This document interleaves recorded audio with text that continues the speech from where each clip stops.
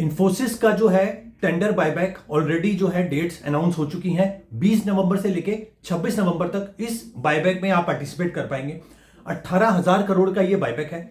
अब इस particular buyback के अंदर किस पर्टिकुलर स्लैब, टैक्स स्लैब के अंडर जो भी लोग आते हैं, किनको पार्टिसिपेट करना चाहिए, किनको इस बायबैक में पार्टिसिपेट नहीं करना चाहिए। तो मैं आपको बता दूं, अगर तो आपकी कोई इनकम नहीं है तो आप जरूर पार्टिसिपेट करें। और 1 शेयर की जो स्ट्रेटजी है वो तो जरूर इसमें इंप्लीमेंट होगी, क्योंकि बहुत बड़े साइज का जो है बायबैक है। अब इसके अंदर जो टैक्स की कैलकुलेशन होगी वो किस तरीके से होगी, तो मैं आपको बता देता हूं।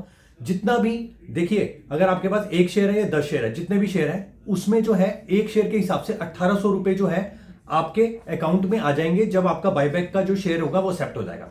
अब वो जो 1800 रुपए होंगे ना, वो पूरे के पूरे जो होंगे डिविडेंड इनकम आपकी काउंट की जाएगी। और अगर तो आप किसी भी टैक्स स्लैब में नहीं आते तो कोई दिक्कत वाली बात नहीं है, ठीक है। बट अगर आप टैक्स स्लैब में आते हैं, ठीक है, और वो भी 30% अगर स्लैब में आते हैं, तो आप मान के चलिए कि 540 रुपए तो आपको टैक्स ही देना पड़ेगा, क्योंकि आपकी ये जो 1800 रुपए होंगे ये पूरे के पूरे आपकी जो डिविडेंड इनकम है उसमें ऐड हो जाएंगे। और उस पर जो है 30% टैक्स लगेगा फ्लैट।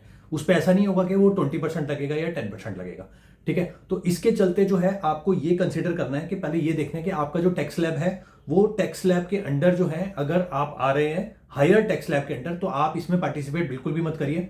आने वाले टाइम में अगर आपको स्टॉक के अंदर मूवमेंट देखने को मिले इन्फोसिस के, तो आप 1600, 1650, 1700 के आसपास इसको अगर ओपन मार्केट में बेचेंगे तो आपको शॉर्ट टर्म कैपिटल गेन और लॉन्ग टर्म कैपिटल गेन जो टैक्स है वो देना पड़ेगा, which is quite less as compare to 30% जो कि आप बायबैक पे दे रहे हैं। अब ये अक्टूबर 2024 से जो है ये वाला जो क्राइटेरिया जो है वो स्टार्ट हुआ है, जिसकी वजह से है जो है काफी कंपनीज ने बायबैक भी लाने बंद कर दिए और काफी लोगों ने पार्टिसिपेशन भी करना बंद कर दिया है, ठीक है। आप ये देखेंगे इन्फोसिस के प्रमोटर्स ने भी जो इन्फोसिस का बायबैक है उसके अंदर पार्टिसिपेट नहीं किया।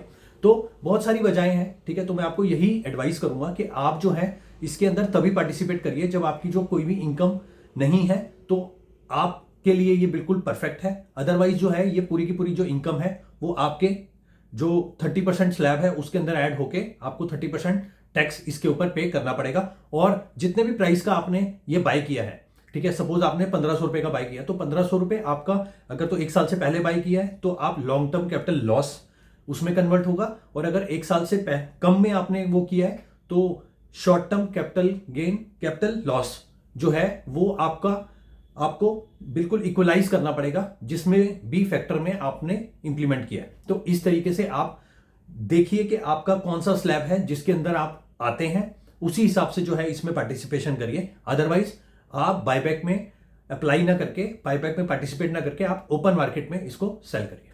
Thank you.